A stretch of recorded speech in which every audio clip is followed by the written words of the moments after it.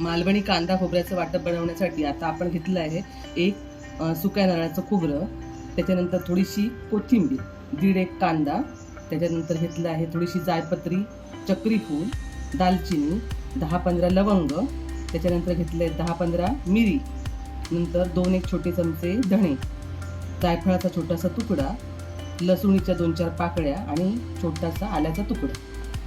तसं तेल घालते ज्याच्यावर आपण थोडं थोडं साहित्य भाजून घ्यायचं आहे. पहिल्यांदा आपण भाजण्याचं जे साहित्य घेतलंय ते सगळं भाजून घेऊया.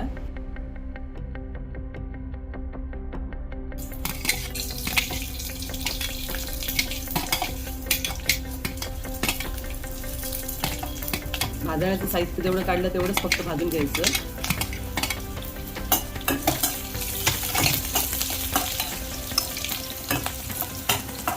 मंद गॅसवर जरा भाजायचं, कारण ते जास्त भाजलं आणि करपलं तर ते कडू लागू शकतं वाटत.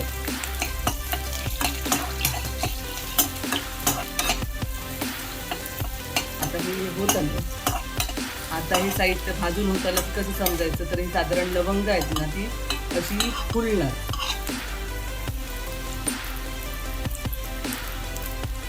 हे बघ, म्हणजे आता हे झालंय. आता हे काढून घे.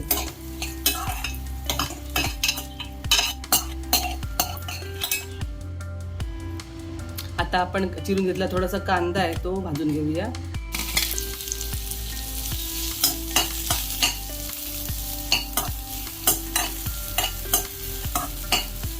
आता कांद्याचा रंग बदलत आलाय. कोथिंबीर घालूया, थोडी भाजून घ्यायची. या मालवणी वाटपाचा उपयोग करून आपण व्हेज नॉन व्हेज अशा कुठच्याही रेसिपी करू शकतो. आणि असं मालवणी वाटप आपल्याला सर्व कोकणी घरात मिळतंच. आणि ह्याच्यामुळे आपल्या पदार्थांना एक वेगळ्या प्रकारची टेस्ट येते. भाजण्याच्या कुठच्याही पदार्थाला हे वाटप तुम्ही वापरू शकता.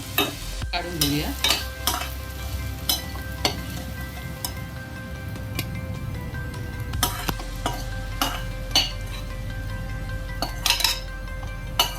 खोबरं घालूया. खोबरं पण मंद गॅसवरच भाजायचं. साधारण तपकिरी रंग ब्राऊन कलर आला की बंद करायचं.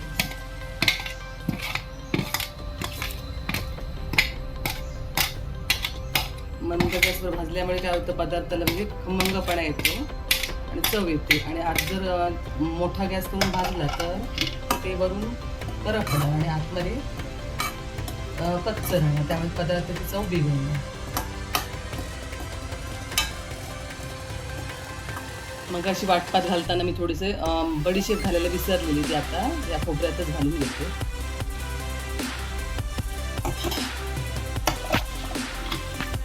हे आता होत आलंय. रंग खोबऱ्याचा बदललाय, चांगला तपकिरी झालाय. आता आपण हे काढून घेऊ. साधारण हे खोबरं भाजण्यासाठी 7 ते 8 मिनिटाचा वेळ लागला.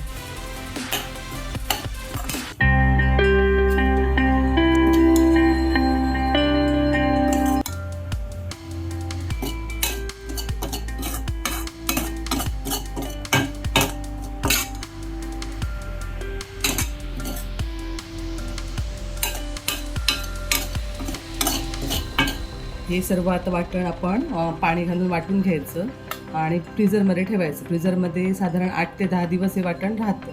आणि याच्यापासून आपण कुठचीही उसळ, आमटी, व्हेज नॉनव्हेजचे कुठचेही पदार्थ बनवू शकतो. अशा प्रकारे तयार झालं आहे आपलं मालवणी वाटण.